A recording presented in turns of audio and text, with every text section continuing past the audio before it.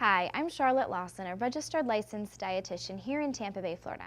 You may be looking for some information on how to calculate the caloric value of a food.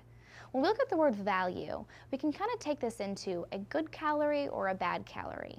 Now, regardless of what type of food this comes from, calories are still utilized the same way, but we have foods that are more calorie dense versus nutrient dense. Our calorie-dense foods mean they have a high amount of calories, small volume of food, and really not a whole lot else to offer us, versus foods that may be higher in calories but also contain good nutrients, such as peanut butter. Nuts are a good source of high calories because they contain a lot of fat, but they also contain protein and healthy fats for us. However, if you look at something like cakes or candies or cookie, again, high calorie, but really it's just an enriched flour and added sugar and added fat, and typically probably not a healthy fat for us.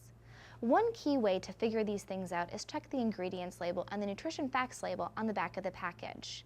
Here you're going to have the amount of calories per serving, and also the amount of fat and sugar that's been added into the product. The higher sugar or fat is listed in the ingredients label, that means the more content of that product, the more of that type of product is in that food.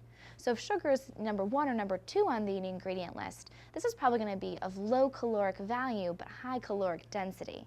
It gets a little confusing.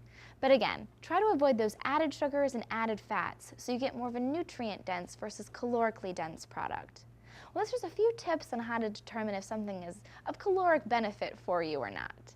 I'm Charlotte, and eat happy.